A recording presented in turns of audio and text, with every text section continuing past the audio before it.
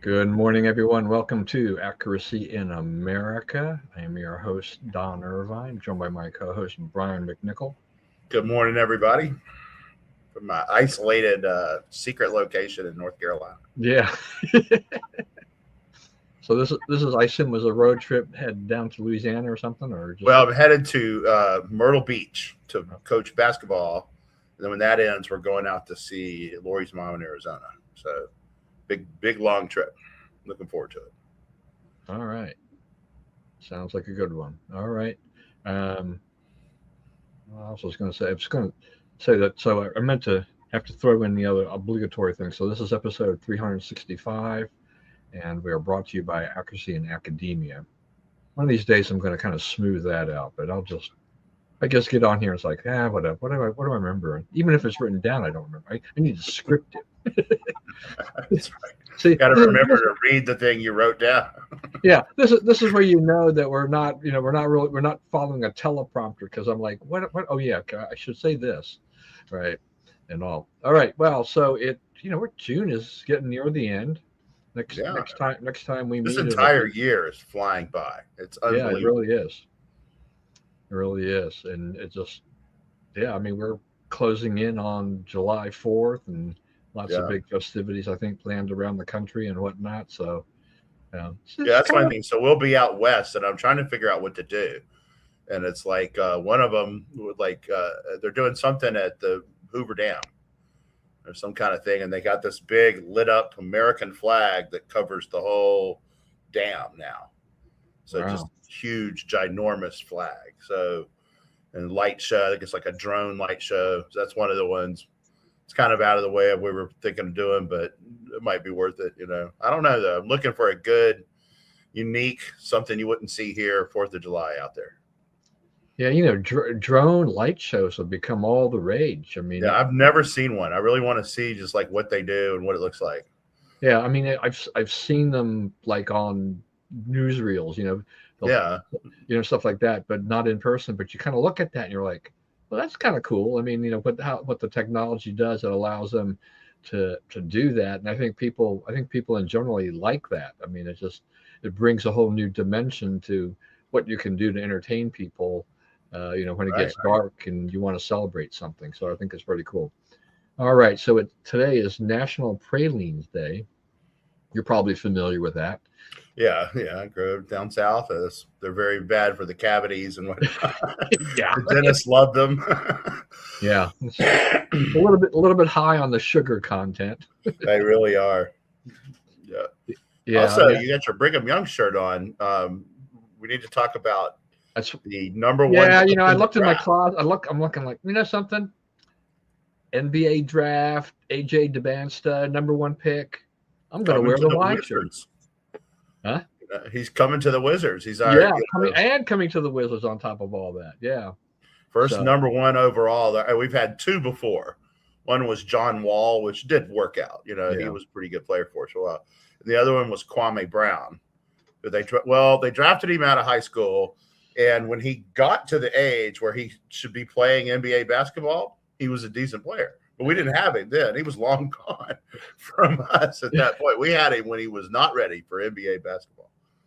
Yeah, I mean, the NBA they have to understand, like at that particular time, not everybody coming, that's 18 years old or whatever is ready to play in the pros. I mean, LeBron was a man child. I mean, the guy Right. was There's a very few, and Barry Switzer said, all his years in football, he saw one player who could go from high school to the pros. One guy. It was Earl Campbell, which I think most football Earl fans. Campbell was a beast. I could say that. Yeah, I interviewed Earl Campbell one time late in his career.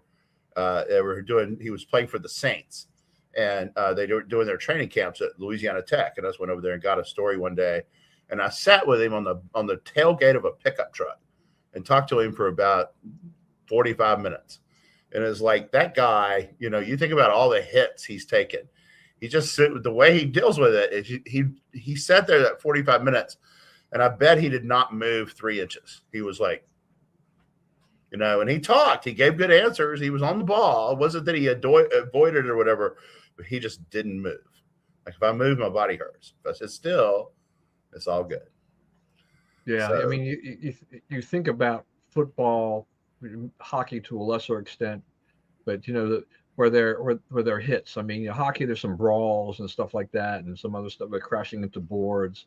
yeah, Baseball, you crash into a wall in the outfield once in a while and yeah, things you like get that. hit in the head with a pitch every once in a while. Yeah, you can. I can Yeah, I mean, smart. careers have been ended. Either getting hit, like the pitcher getting hit by a line drive coming right Yeah, at him, or the other way when you get beanballed, yeah. as Dickie a hitter. Kahn, Yeah, I he mean, was great. Tony Canigliaro. that's exactly where I was going. Never was the same Right, after that's that. right. So and so you have these people who sustain a lifetime worth of injuries. I mean, they'll make most of them will make millions, if not tens of millions of dollars. Right. Even some make hundreds of millions of dollars.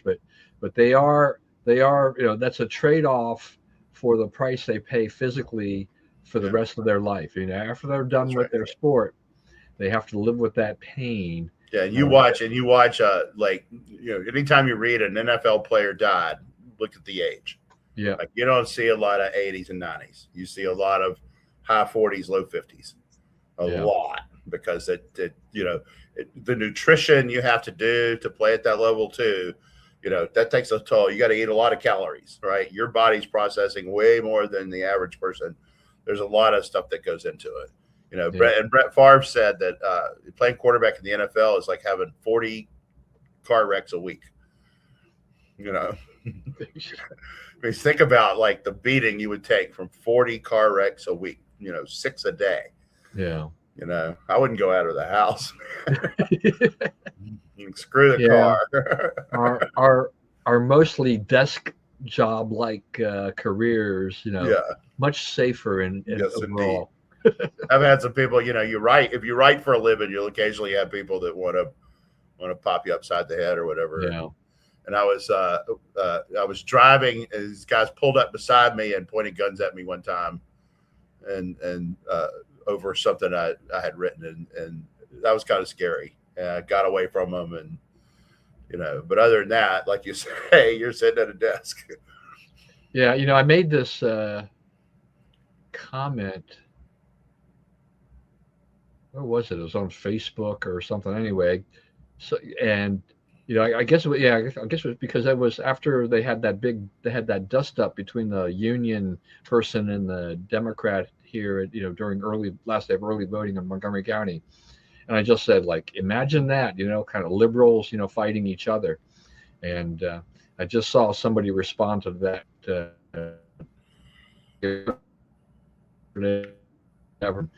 Just called me a racist, delusional, Trump guy, kind of like this, and like whatever, it's like this shows liberals don't like it when they're shown that they are not in They think agreement. we care what they think of us.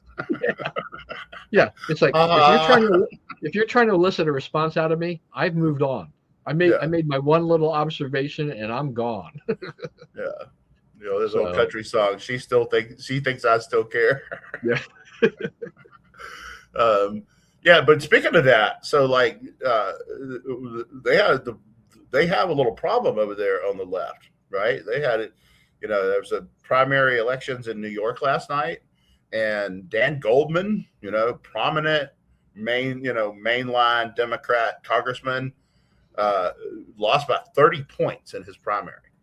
And he's done. His political career is over. And he had, I guess he went to get coffee at somewhere in Manhattan, and they refused to serve him because he did not condemn Israel. Even though he's Jewish, right? He's been a pro-Israel congressman, and so Harmeet Dillon, whom right? Right. She's the assistant attorney general for human rights now. And she is going after the people who denied him service. She's fighting for Dan Goldman, who got bounced by 30 points. I don't know. I get it, but they're trying to make the point that you can't refuse service to these people.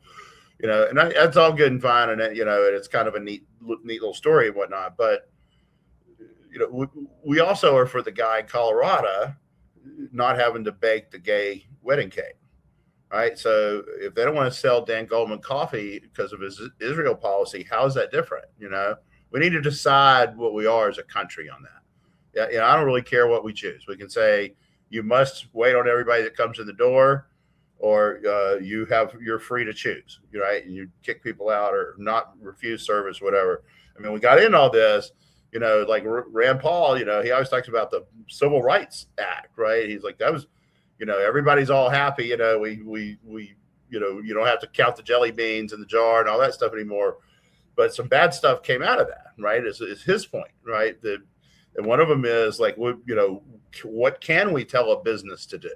It seems like a good thing when you're saying, let the black people eat at the lunch counter, but now you're saying, but make the guy bake the cake, right? It's a complicated thing, and it's like, we need to figure out like what we're going to do about that, and sort of arrange everything around it. But whatever you think of that, Democrats have a problem, right? The middle of their party is being destroyed by the far left, right? Their problem was they weren't enough in the middle to win elections before.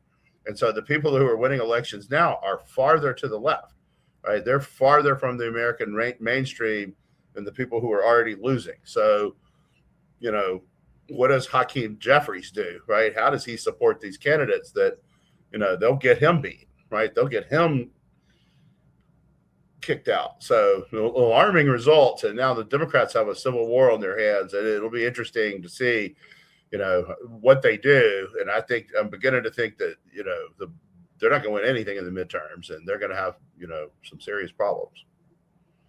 Yeah, this is kind of an interesting thing. I mean, what you talk about, with regard to what do you do about, refusing service or whatever, I begin to wonder from a legal standpoint, and when, neither one of us are lawyers, as to whether or not, in the lease agreements.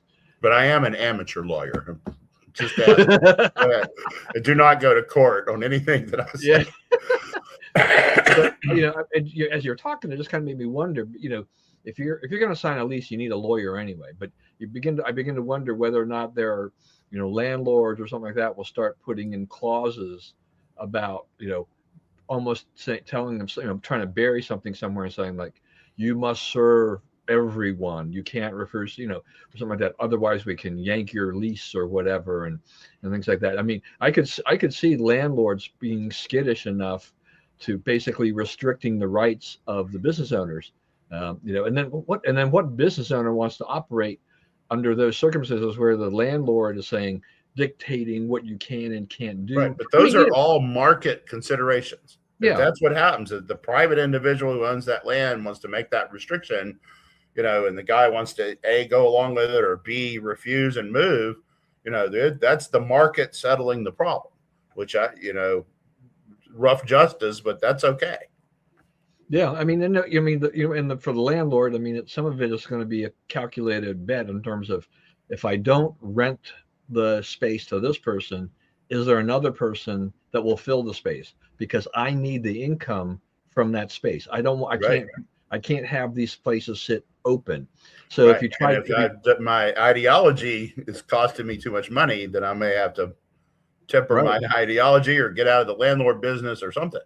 Yeah. I mean, I think so. I mean, I think there's still a lot. We've been going. I mean, the cake baking thing is, gosh, how long ago is that? That was quite a while ago. Well, it keeps coming back. Well, if it's after. Right. I mean, and if it's not that, it's kind of the spawn of the cake baking thing, where others that have done something similar have been caught up in this web of nonsense and all. And so you're right about the Democrats do have this problem overall with with this whole Mandami Democratic Socialists. Okay, so he endorses these guys. He gets several winners out of that. DC, they're going to go further left. LA, there's a threat there. I mean, Karen Bass is no savior to anyone, but it could turn further left. With I mean, that's a good race to talk about this. Right, it's either an extremist, this Democrat Socialist Association or whatever they are, extremist, or an utterly incompetent, Joe Biden over the hill, incapable boob. Basically, that's all you got, right? And they're both Democrats, and they got to fight it out. But that's basically, Bass represents the establishment, the Democratic establishment. And what's her name? Neeson? I can't remember. It's just two last names or whatever. Yeah. But she's not. She's far outside the mainstream. Yeah, and they, just when I thought, the far left was, the squad was having problems, then comes these things pop up, and it's like it almost has breathing new life into them. Okay, so it's Neetha Raman. So, right. So she's not. Yeah, so the squad was a dreadnought, right? Everything they did went up in smoke. All their candidates got hammered. So what have the Democrats done? They've gone and given you more of this. They're like, no, we don't care how bad we lose. This is the direction we're going. Yeah, I mean, they were dwindling in number. This is going to breathe some life into them. But the problem is that once they get to elected office, their performance is terrible, and you see their true colors come out a little bit. You see exactly what happens there, and I think the voters will have some buyer's remorse that they fell for this whole scheme of what was being promised. Because we know that Mandami is not going to be able to deliver on everything that he's promised. And that's how he wooed people to his side. I mean, New York is heavily Democratic anyway, but he wins on his charm and these promises, but they're ridiculous. If you're going to have free groceries and all this stuff. Some people have free groceries anyway. My wife was in an Aldi like a week ago, and she was paying for a few things that we needed, and the cashier mutters something to her. She says, "Oh, there goes one," and some guy had just walked right out with a bunch of groceries. And they have zero security, in that particular store. There's no security person on staff. I assume they've got cameras or something like that somewhere that can record the action. But then you're now having to figure out how you're ever going to catch the guy. So, right. And the thing about it is like my brother worked in a grocery store years ago, and one of the other cashiers was a former cop in the Philippines. So this guy goes running out with some sandwiches or whatever. That guy, he did what cops do. He went running out and caught the guy, got him on the ground, subdued him. And they said, "Hey, we don't do that. We let him go." That's the thing. Like they've decided that the cheapest way to handle this is to let it go. And I could see. Like I think I've said this before. Sprinkled throughout Montgomery County are these little trailers with a big pole, and at the top there's basically a camera, and there's a little blue light that kind of I guess it just stays on, and what that is it's basically a security camera the county provides that the police, and they're supposedly monitoring that or whatever, or recording whatever action or whatever, so they can go back, and if something happened, if you get assaulted in the parking lot, or if you ran out and stole something, they can review the tape and see if they can't match it up to something, somehow. Our country does not mass surveillance. No. Our country doesn't really because like they have one job, right? Government has one job, is to protect our property, not to protect us. 2A is for us to protect us, right? Is to protect our property, right? When you go to work in the morning and you come back in the evening, there's nobody sleeping in your bed, right? And if there is, government extracts that person on your behalf, right? Then no one can take your business from you. No one can take the money out of your cash register without government showing up and doing something about it, right? That's their job, and they have fallen so far out of doing their job that there's you're talking about flock cameras and whatnot. They've essentially given up. We're just going to take a picture and hope to figure it out, right? Not we're in the street preventing law breaking. That's a whole different posture. They're going to get away with their crime. They're beating you up in the street. You're going to get completely beaten up, right? And then we'll watch the tape and try to do something about it. Now, I don't want that. I want stop the guy from beating me up, or to stop my, destroying my property, my car, my house. Stop it. You are supposed to stop it. That is your job. Quit doing the other things that are not that, right? Drop all that and do this. Yeah, I mean, I think the one of the Asian markets here, the Lotte supermarket that we have. So we've got we've got several in the area, and I if I recall what they've done, I guess with people, maybe they're repeat offenders. I don't know, because I know I've gone into that store where I've seen like a picture, like a piece, posted with kind of a grainy picture of someone who basically shoplifted in the store. Uh, and I think it's more. I don't necessarily think it's like if you see this guy, you report him. I think they're just. I think they're trying to say, if you're this person, you're banned from the store or something like that. But they don't have. It's not like they put the technology into their store that basically picks them up and automatically gets somebody. Because once again, they don't have security on staff. Exactly how do they handle it? If that person comes back for another load of groceries, what are they going to do? Are they really going to accost that person? They're going to be able to call the cops in time to have them do that and then review all the tape and say, yeah, here on this date you actually stole, $300 worth of groceries or whatever.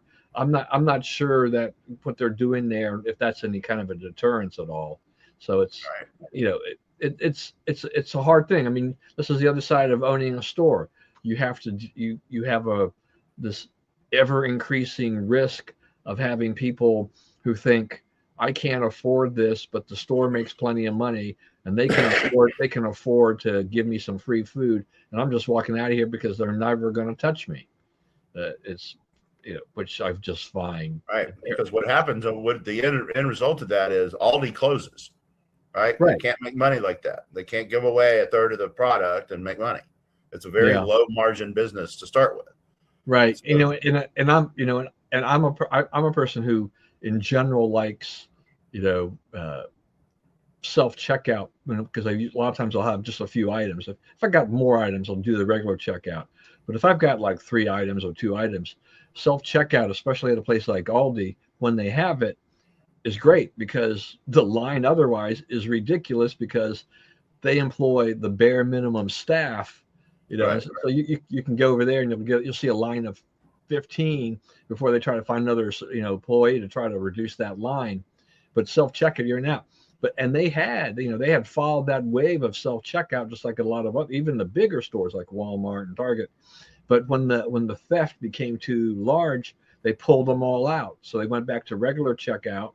The self checkout left, and the next step will be we're going to leave. We can't, we Yeah. can't, if there's not enough business and you're stealing me blind and the store is now wholly unprofitable, we're That's moving on. why, by the way, that is why there's a grocery, desert in New York. That's why there's a fresh food desert in New York. That's why this guy's trying to open grocery stores, is because they didn't protect the grocery stores they had, so they went out of business. Right? It takes you have to have some space for a grocery store for Right, you like gotta as have we a say, lot a of low space. margin business. It's a Yeah, big store. Even a small grocery store is a pretty big store, and you kind of got to have some kind of parking because people got to put the groceries in something, right? If you're buying $400 worth of groceries, not most people are not going to get on the bus and with their 42 bags and get off the bus with their 42 bags, right? You need cars. You got to have a way to deal with cars.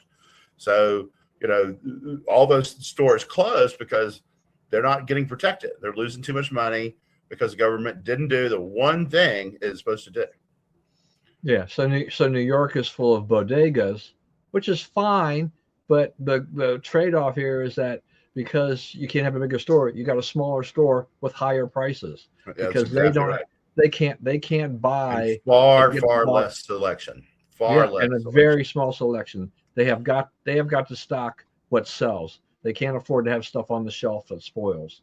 So it's kind of this never-ending cycle. And this is where the people who stole them blind and other things like that led to these situations. And look, most of those people.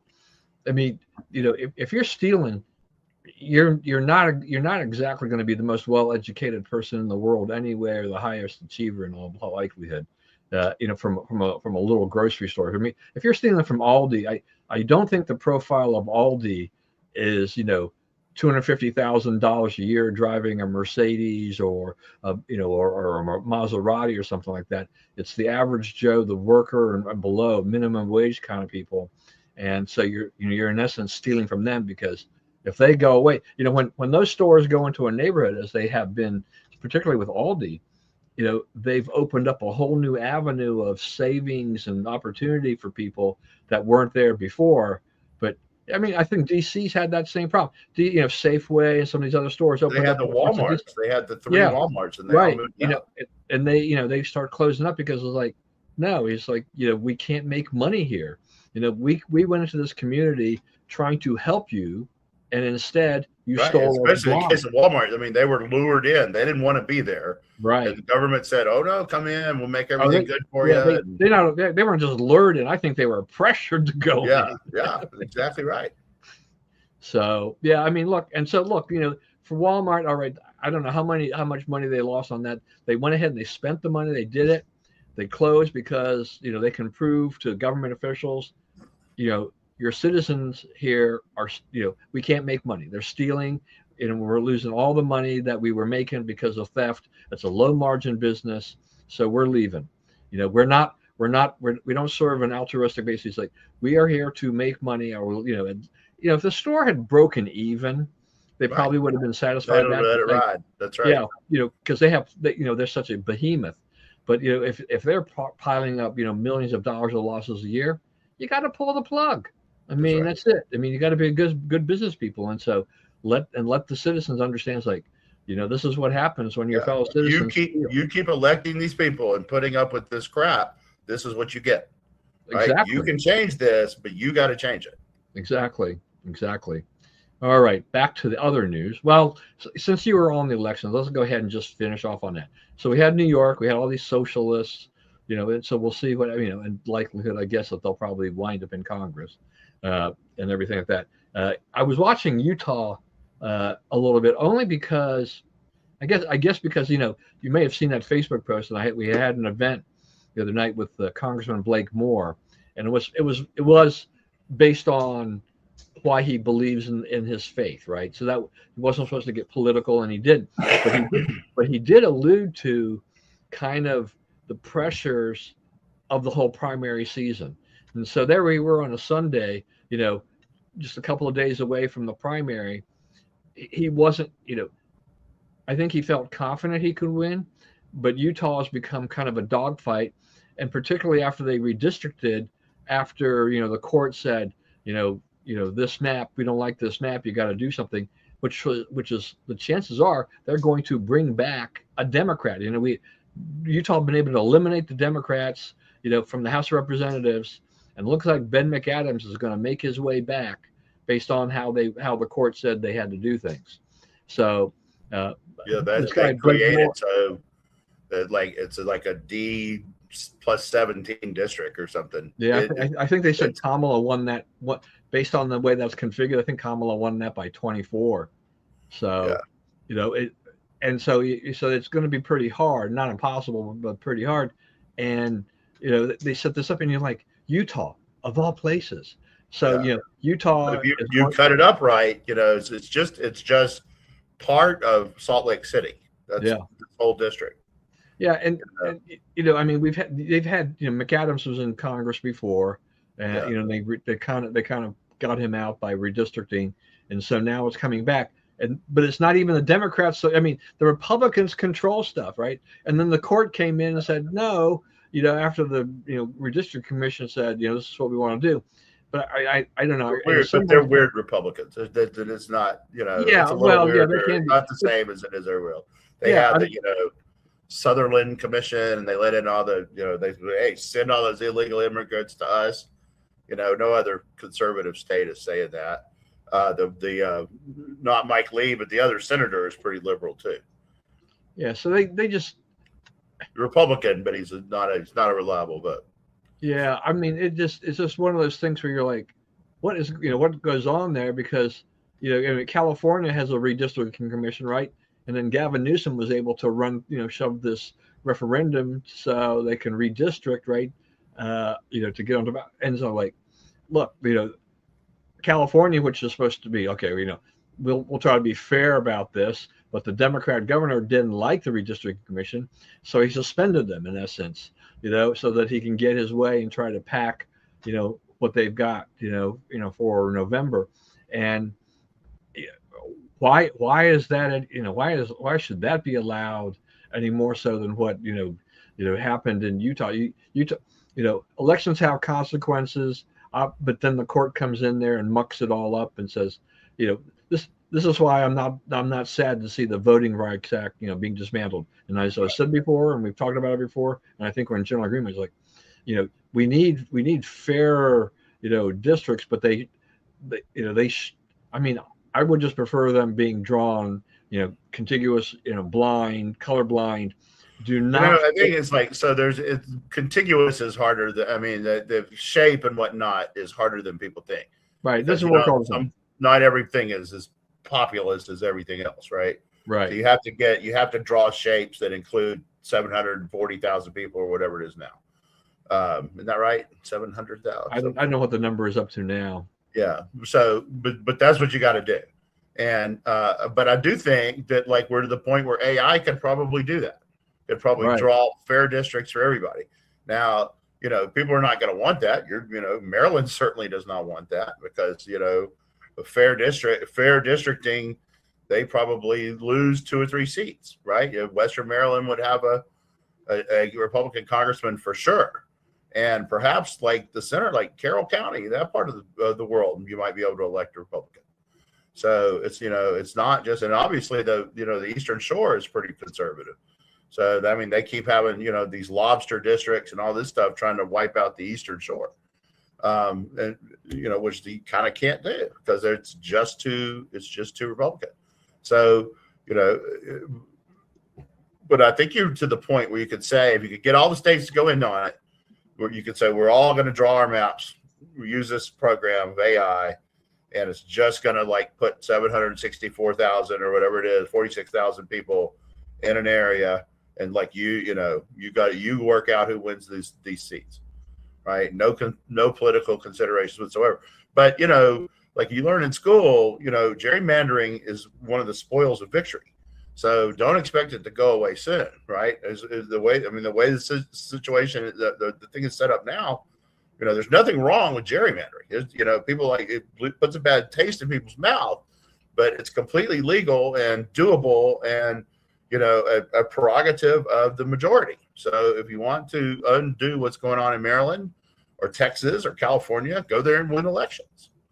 Yeah. You reminded me too, I forgot I wanted to check my Maryland results because I have this guy that we've been talking to on our other show a friend of mine, he was running in the primary for Republican, send a Marine to Congress, and he lost by about 2,000 votes to Robin Ficker. And I'm like, Robin Ficker is that perennial candidate, but he's a nice guy, but I think he's just unelectable. Right. Yeah, they're not going to elect Robin. I'm sorry. I feel bad because like if this former Marine, or I guess, but if you never are a former Marine, I guess you're always a Marine. If this guy had won, he's a smart young guy. He's got a good story. He spent 22 years. He was JAG. He married a woman from, I think it was Ghana. They've got 4 beautiful children. Robin Ficker is, he's so kind of quirky and odd. He's a brand. He's a thing. Yeah, he is. So he's going to have to face April Delaney. She beat Trone. Yep, she beat Trone. So it shows that all that Trone money didn't make, a dent. So I just looked at it, it was like 42 to 37 or something, or 40, what was it? Something like that. And, so anyway, or 42-33. Anyway, so Trone lost his shot there. So Delaney, I think Delaney's vulnerable, but I think she would have been more vulnerable against this guy Chris Burnett than against Robin Ficker. And then we have Dan Cox, 6, right? Maryland 6, right? And then we have Dan Cox in a rematch against Wes Moore, and I'm like, that's gone. Again, Here's the thing about it. I would, if I were Dan Cox, like, I don't know he needs any advice from me, but I would make it all about Westmore. I wouldn't talk about anything that you plan to do. I would have a commercial showing that bridge not touched. Right, we're still sitting here 4 years after that bridge got hit. Westmore's been governed the whole time. Nothing has happened to get us a new bridge. Right, all you've proven is that you still don't know how to deal with contractors. Right, you're still as bad at it as you were in 2012, 14 when Tony Brown screwed up the Obamacare website. Right, it's the same clowns doing the same stuff. That's what I would do. I would not talk. I would keep talk about what I want to do to a minimum. Because you're not going to be able to do much anyway. Just show all his buffoon statements and all that stuff. No, I mean, his best chance is to take a page from the Larry Hogan playbook and talk about, avoid the issues like, gun ownership, gun control, abortion. Nothing but Westmore's competence. That's all we're talking about. You got no bridge. See the bridge, no bridge. Right, over and over and over. Yeah, Hogan, that was an open seat, when Hogan ran. But what he did was he reminded the voters, about 43 different taxes that had been enacted under the O'Malley regime. Is that what you want? And that's the other thing. Besides the bridge debacle, he can go and talk to say Westmore and the Democrats. Look what they have done over the last 4 years. Is that you're paying double or triple or whatever it is in the car registration fees. We've lost the homestead tax credit because of liberal politicians in Montgomery County and then the state. Their assessments go up, tax rate either stays the same or goes up. Everybody's paying more money. Everybody's getting squeezed. You talk about affordability, and then you're just wiping all the affordability off the map. You're not doing anything to do that. I mean, they could have done something like it would have had a minimal effect, but it would have been symbolic. I don't think they had it. They could have easily have gone in and suspended the gas tax increase that takes effect on July 1. It's not going to be huge, but it is psychologically the last thing anybody needs is to pay a few cents more for gas because it was mandated by the Democrats years ago and has just pushed the price of gasoline in Maryland, to some of the highest in terms of gas taxes in the country. It's like, it's one thing if you're in the middle of the pack or at the lower side, but as you start creeping up towards California levels, you're going in the wrong direction. Right. And it's proven, like in Maryland, the mass transit versus the non-mass transit wins. They have the votes. It's like it doesn't, like they spent all that money with $50 billion on mass transit and they reduced car trips by less than 1%. It's like people just, if you got to drive, you got to drive. You can't, there's nothing you can do about it. Right. So, that's one thing is, I would talk about taxes. I would talk about, the schools, when Westmore started, they were some of the highest rated in the nation. They're sunk to the middle of the pack. I would just say over and over and over, this guy, where's my bridge? What's wrong with the schools? Where is all the tax money going? What are you doing for us with all this extra money? Show us something that we say, yeah, I'm glad my money bought that. Right? Because that's really the Maryland thing. The ethos is, yeah, we throw a lot of money into the big pot, but we have all this stuff. We have all these services, pretty good highways, blah, blah, blah. Right. But you really don't anymore. And you don't have a bridge. You don't have a key bridge. Right. And you've done nothing to address it. I would just talk about nothing but that. And they're going to have this purple line that Hogan was all for. But Democrats love mass transit. So, there was no way that Moore wasn't going to push this forward, trying to get this thing complete. But, the end result is more likely to be that they'll have spent all this money, all of our money, on building out this whole purple line, light rail thing, and that the ridership will be next to nothing. It'll lose a ton of money on top of the money already expended to build it out. Whereas, they could have just cut and run. It would actually almost been wiser to just pull the plug, and sell off the land and try to undo what you did, because it's not going it's going to be it's a terrible idea. Right. Particularly at a time, after the pandemic, mass transit is a very different animal. I Yeah. mean, metro ridership just a shadow of what it used to be. They Right. never. And who's on it, right? They're not really commuters as much anymore, but druggies and, people you don't want to sit next to. Yeah, I mean, if you get in there and you could theoretically, just like light rail, you could ride a back and forth. I mean, there are light rail police, but you rarely see them. And now you're asking the Maryland Transportation Authority, whatever, you're gonna have to fund more policemen to try to go ahead and Clean police. this up where we can use it. Yeah, no, Yeah, don't do that. well, yeah. There's just a whole lot of things that are going on there. That's just kind of bad news all the way around. Trump got good news out of South Carolina, I guess, because I don't think Trump was going to lose either way, because he seemed to be fine with either the lieutenant governor or this other guy, winning the gubernatorial primary. I mean, I think whoever won the primary was going to win the general election anyway. Yeah. So, but And he got rid of Nancy Mace. Not a bad yeah, move. yeah. I really tell me something though. In what universe did Nancy Mace think she had a shot? Right. I mean, she has a lot of name recognition. She does have high name recognition, but she was a distant fourth. I mean, she got yeah, she got creamed in that initial round, and I thought I heard that that the lieutenant governor. I mean, she got stomped in last night too. So another big Trump electoral victory in Colombia. Right. Right. So so now there's like 8 countries since Doge got in and cleaned up USAID and we shut down USAID. There's been 8 elections in Latin America, and the Trump aligned candidate has won them all.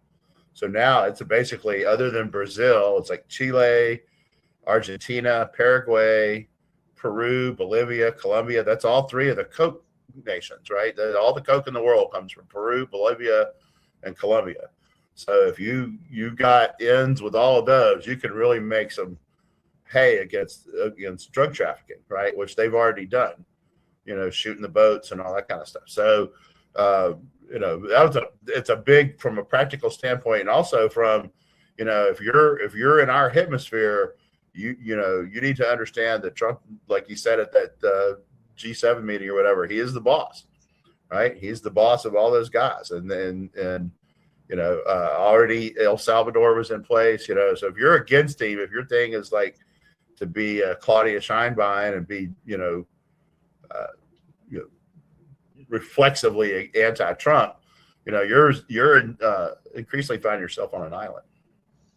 Yeah. So this guy Abelardo de la Espriella, so he's won. It's a very narrow victory. I think the last vote count I saw was about maybe 250,000 votes separated him from the leftist. But what I enjoy this part, not necessarily because the guy was backed by Trump, but the left is complaining about voting irregularities. Yeah. It's like, what? I mean, they're trying. They're thinking that that's a play out of our playbook, right? Let's just try what they did. Well, it's different because we're not just doing it to cause trouble. Like, you are cheating in the elections, right? We took away the cheat money, and all of a sudden, your guys don't win anymore. Yeah. So I just find I'm very bemused by the fact that they're going on this thing, and they're taking this page from the conservatives thing, like, oh, our guy really won because it's voting irregularities, and that's why their guy won right now. But there's a lot of things going on. It's like, okay, this is just way too funny. This is good fodder, for someone here, to take care of and all this stuff. I just it's going to be funny. So yeah, a narrow victory like that, I mean, that obviously is not a mandate, really, but it does change the dynamic in Colombia. You're going to have to make sure that he's safe and secure, and you know, the part of that part of the world. I mean, Not over till those guys say it's over. yeah, and you better have just a lot of protection, and your detail. Make sure nobody's trying to somehow surreptitiously plant an IED Very, in your very car. careful who you hire. Yeah, Very, absolutely. very careful who you hire. Yeah. So, he's just so we'll see, but it's an interesting thing to have happen there that yet another Latin American country has turned towards the Trump sphere, I guess, in the sense. On the other hand, I guess Great Britain is going to go further left. They're looking like the Democrat. So Keir Starmer's been in for what, 2 years? They're going to be on their seventh prime minister in the last decade or so. And so Keir Starmer's resigned. He saw the handwriting on the wall that he probably was not going to survive very much longer. So since the Liberal Party is in control, they get to select the next prime minister, and it's most likely to be this guy Andy Burnham, who is just. I think I heard I think it was on Bloomberg or something like that. They said, he's further left than Cuba. So it's like, well, that's pretty bad. And I think it's like H.L. Mencken said, people deserve the government they get what the government they elect gives them good and hard. That's what's about to happen here. The same, like go further left, go get it out of your system. Let people see, like, because right now the political mood in the UK is you got to get these immigrants out of here. Right, they're taking over. There's this, the real reason Keir Starmer has to resign, and you don't hear much about this in American media, is a report came out saying there were 250,000 white women raped by Pakistani men that they let in with these open border immigration policies, and Keir Starmer himself let off several thousand of them with warning letters. He didn't even try to prosecute them for rape and forcible sodomy, and they, in many cases, they gave the girls, they go to the NHS, right, National Health Service, to get examined, and they would give the girl back to the guy who raped her. So it just completely debacle. That is why this pressure is on him to resign. It's not, people say, oh, the economy's going bad and all this kind of stuff. No, he's in trouble for this. And it's kind of an earthquake in the UK right now.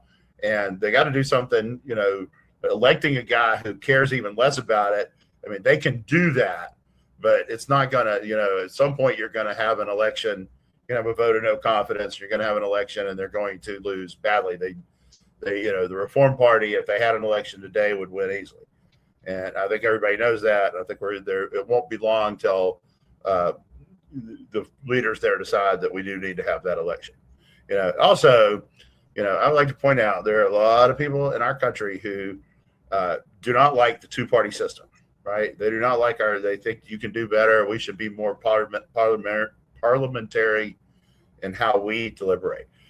This shows you why the parliament system sucks, right? This is, like you say, 7 leaders in 10 years. You have no agenda. You have no executive. You have only a legislative branch that's to a point of dysfunction that it can't do anything to solve the big problems of the day. Yeah, I want to make this clear too, that what's happened here is that with Starmer is that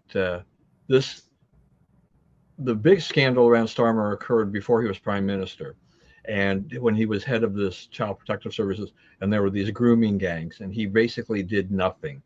And had turned back warning letters. He turned back any inquiries. Only last year did he agree to have an inquiry, set up and all that. So, a dozen years or so after, 12 plus years after all this stuff occurred, he finally kind of said, well, maybe we ought to look into it. And so that potentially was going to just blow up in his face anyway.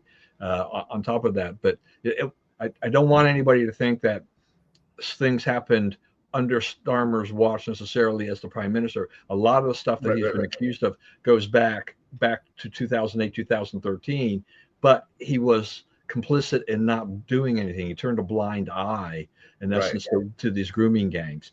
So, but the other thing is that with the UK, they have problems, right? I mean, the Tories didn't really do anything. The economy wasn't going well. A lot of things weren't going well, and so that's why they got swept up in this, historic election where they just got wiped out.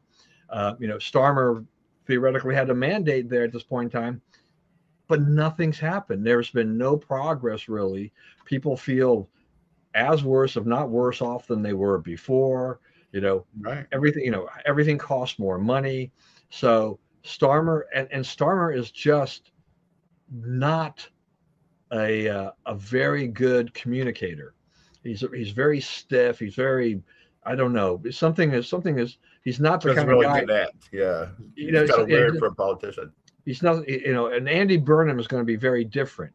He's going to have that. He's probably going to have some charm and some things like that, which will probably woo and win some voters over. And they'll have to have another election in the next few years anyway. So, he'll be in there for a few years, and then they'll have to call another election, and we'll see whether or not his policies do anything. Now, it's also like the 10th anniversary of Brexit. I don't know. I mean, I think the jury's still. I mean, I'm glad that the UK. I'm glad that they're not in there. I think, by and large, they're probably happy that they're not in as part of the EU overall. But they didn't necessarily get quite all the economic benefits that they thought they were going to get out of that. But I think they're trying to resist calls of rejoining the EU.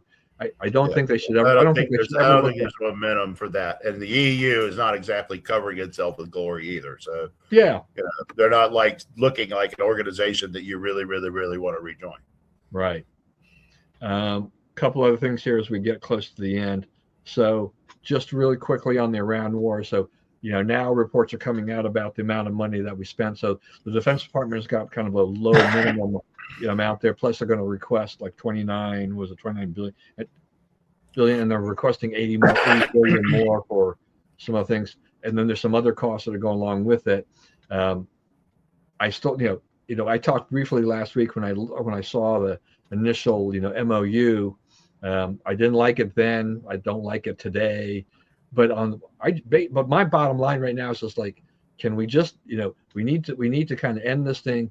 If we do get nuclear inspectors into Iran and things like that, well, that'll be a step in the right direction. But the IEA or whatever, they said they know nothing about being requested to go in there yet. I know Trump wants to. I think he wants to get this behind him one way or the other. No, I don't. I think what he wants to do is for them to violate what they say they're going to do and give him a pretext to finish the job. Israel. I don't mind if he wants to finish the job. I mean, that's fine with me. That's what I want. And I think in all these things, he doesn't care. Oh, Trump's diplomatic effort is failing. He's not trying to have a diplomatic effort. He's trying to make them do something that gives him a pretext to finish the job. And, I think he's right on schedule to do it.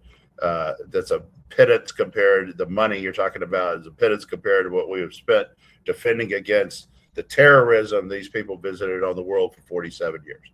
So, finish the job, mop the floor, find the other Ayatollah and send him to his 72 virgins. Yeah. And I'm fine with finishing the job, but I also think that's the other thing about this war.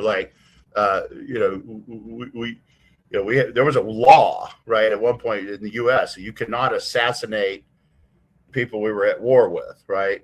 And so Trump has proven that was a very bad way to go about this. That in fact, it's a very good way to get regime change if you decapitate.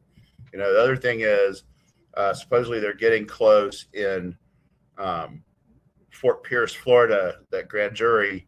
Where one of the things that's being talked about that's leaking out of there is that they are probably going to indict Barack Obama for his role in Russiagate. So they have and in fixed elections, and they have the treasurer of Venezuela telling them exactly who paid what to fix the vote totals. So if all that's true and can pan out, that'll be some earth-shaking stuff. But if it doesn't happen pretty soon, it's like the Durham report and the Horowitz report and all the other stuff that was going to save the conservative movement. If it doesn't happen pretty soon, it's not going to happen, or it's not going to matter.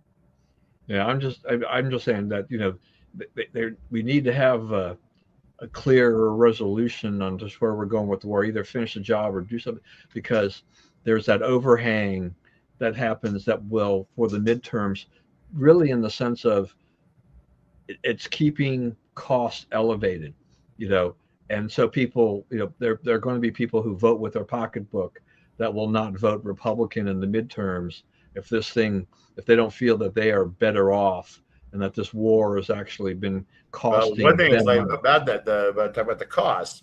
So the Treasury Secretary said, if the price for a barrel of oil goes down, I want to see the gas prices go down. Now the libertarians are all, oops, you're interfering with trade. No. You're the bully pulpit of the government is a legitimate instrument in price setting, right? If they go make a regulation, you can only sell gas for so much a gallon. That's probably a bad policy, right? But saying, hey, you better be fair to the American people about this is not. That's jawboning on our behalf, and there's nothing wrong with it. And I think that the people involved should take heed that, if you don't, do the right thing, lower the price, get it things, because once that, you can already see, like I bought gas for $3.40 something last night. So you can already see that it's coming down. It's almost down $1 already. And you'll soon be back in the twos, right? You're selling 70. What is it?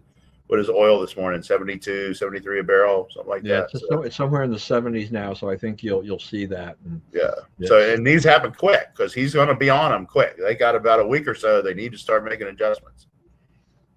Yeah. Oil's a complicated process. You have costs. You still have to take the barrel. You got to refine it. You have a supply. Yeah. But all that, the input is the thing that changes the price.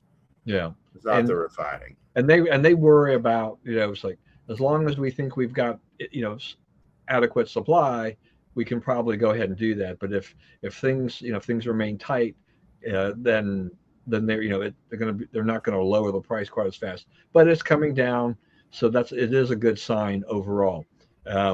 Quickly, the other thing too here is just that the reflecting pool is proved to be a little bit tougher to deal with than I think the administration anticipated.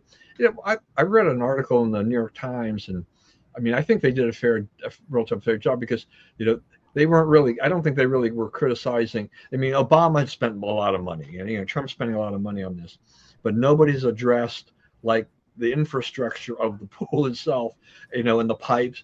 They're still leaking,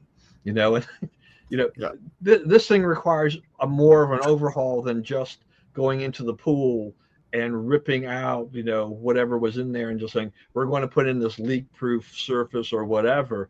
There's other issues. And it's a weird kind of a reflecting pool because of how their water source is drawn and all of these things. Someone made them get the water out of the river for some reason. Yeah, it comes out of the tidal basin right now instead of the drinking supply, and the tidal basin can have algae and can feed that in. Part of it. Part of it is there's algae on the pipes, that they're still going in. You've got hot weather with this pool thing. It's like perfect conditions for algae. So this is trickier than I think. I love the idea of having a blue pool, but they need, this is going to require a lot more effort and money to really fix it long term. But if there's somebody who can do it, Trump's going to go in there and say, fix this the right way. No one was trying before. No one even tried. But Obama threw twice as much money as Trump has at it and got nothing. So somebody needs to try it. Maybe after July 4th, after they kind of get past all the celebratory thing, they can go in there and they can actually rip up the pipes and replace them or something like that, and figure out a better way to do this. It's an old system. We have you know, across America, I mean, there are water pipes buried that deliver That water one to had all, like that and plate thing was they burst disgusting and they too. break and they, you know, after when they get old, things happen. Yeah, You know, so it's not your home that has a problem. It's usually the pipe outside that's got a problem, the that's main right. line and whatnot. Um, all right, and Supreme Court. Supreme Court. Tomorrow, I guess they're expecting a bunch of decisions. We're winding up here because by the 30th, I think It's they're supposed to going be to done be for this term. they'll be done and they'll have issued out all the major decisions. So they're trickling out now. Tomorrow should be a big day. We'll talk about more about those next week when they happen. So everybody is this will be a real time for Supreme Court watch at this point in time. Birthright citizenship, men and women's sports. Right.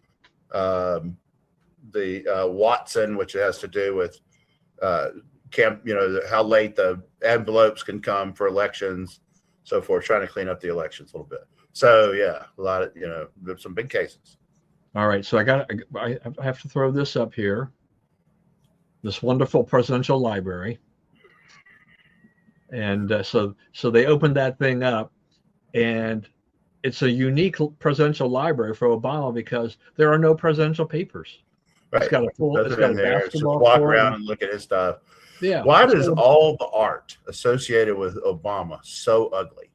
Like his presidential portrait is horrible. Hers is even worse, right? And then they designed this building, and it looks like a grain elevator hit by a storm, right? Which is a grain elevator that's appropriate for Illinois, right? It's a big grain state, but that thing's horrible. Imagine that's one good thing is like if you're on our side, you don't have to pretend it's pretty. Yeah, right? I don't even know. I don't even know how. I mean, grain elevator probably is better. I mean, that thing is just a monstrosity. I don't understand. You should see it at night. It's like, I bet night is the best way to see it. Anyway. All right. Also, so my daughter-in-law is visiting. She's in England on a study abroad, and so she had to make a trip to Aberdeen, Scotland, where my forebears are from. So she went to a thing called Drum Castle. So I don't do any of this family history stuff when it comes to the Scot. And she and Spencer wanted to do a lot of this when he was around, and so she's taken up the mantle of doing this. And so she went to this castle, and so they have this. So the Irvines, or the Irvins, as they would pronounce it in Scotland, they turned the castle over to the National Scottish Trust for Historic Preservation like in 1975, probably because it costs a ton of money to maintain a castle. That's how the government gets a lot of property. Yeah, it's like these things cost too much money. Please take it off our hands. That's how Trump got Mar-a-Lago, right? It was owned by Meriwether Post. And she got where she couldn't take care of it, and she donated it to the state of Florida. State of Florida couldn't take care of it, so Trump bought it from them. Yeah. So my daughter-in-law was. She said actually the highlight of that whole thing too, though, is that because she carries the last name Irvine, the guide took her to a special room where there's a register book that only Irvines can sign. How about that? So she added her name. So now it's like, oh, I wish you guys were here. I'm like, great. Now you got to go over there. Now I got to go so I can put my name to this book. There you go. At the very least. So, I mean, we better go to South Carolina before they kick us out of here. Yeah. All right. Anyways, and then last but not least, rest in peace to Alan Greenspan, 100 years old, remarkable life. I mean, he took some hits for the economic crisis, but he ran the Fed for about 18, 19 years, which was a remarkable run.